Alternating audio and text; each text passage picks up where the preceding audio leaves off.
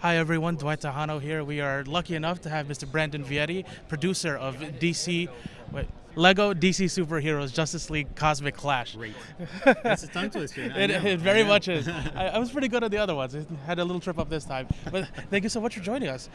Now, you've worked certainly with DC Animated in the past. You've done work on Young Justice. I know that I personally miss it a lot. Now, moving to the Lego side of things, it's certainly lighter. It's a lot more fun. How has that transition been for you, going from something as serious as Young Justice to something more like the Lego series? It's challenging, but it's also refreshing. I think, projects like Young Justice, projects like Under the Red Hood, which I directed, very dark. And, I think to do those well and successfully, you kind of have to take your brain to a dark place, to kind of do some of that stuff.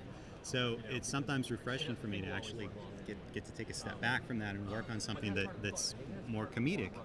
And so I really enjoy that jumping back and forth between drama and comedy, and I learn new things. And that's really important to me too. Just in my career, I like learning new things, and there's new challenges involved. And so, with Lego, obviously the challenge is, taking these characters from the DC universe that are traditionally very serious, and trying to make something fun and funny with these characters, but in a way that doesn't disrespect them. And so, that's what I've really been enjoying about this process in Lego.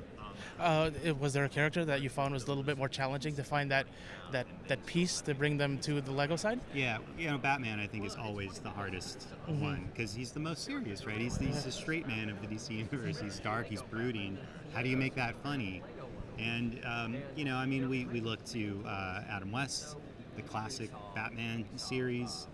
We looked at, James Tucker and Michael Jelenic made an amazing show, Batman the Brave and the Bold, which I got to direct on for a couple of seasons. And, that was another great, fun Batman. So, following in those footsteps that's heavy, that's tough. How do you do that and, put a fresh, fun spin on Batman? So that was a big challenge for us, he in particular. And, I have to, give huge credit to Troy Baker for helping us find the comedy for this Batman. Because we write lines and you take your best guess at the script level about what's going to be funny, or even the storyboarding level, but it's not really till you hear the voice that you know if the joke is going to land or not. And that's where Troy and honestly all of our voice cast, we have a tremendously talented voice cast. They're very skilled in comedy, and they bring so much comedy to the table. And in doing that, they give us ideas for the writing side. So it's sort of a nice little cycle going on. So very much of a collaborative process in that. Very much, yes. So, now, as far as Cosmic Clash is concerned, would you mind just giving us a little spiel about what we're going to see in that movie? Oh, sure.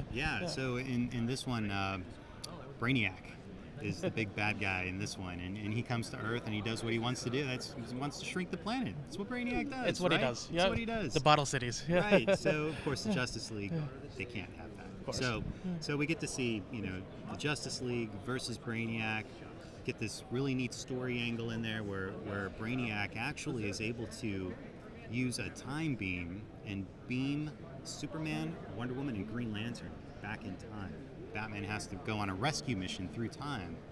And can he save them from being lost in time to stop Brainiac from shrinking the planet Earth?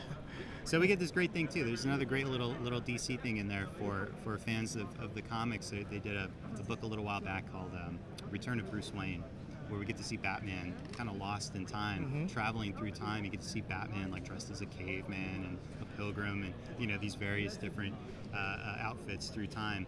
And so we got to do a little bit of that in this movie. And again, that's another one of the fun things about working with the DC Universe and Lego, is kind of taking characters and story elements from different time periods and smashing them together into one movie. Yeah, you guys touched upon that a little on the panel earlier today, and I remember reading that too. And it's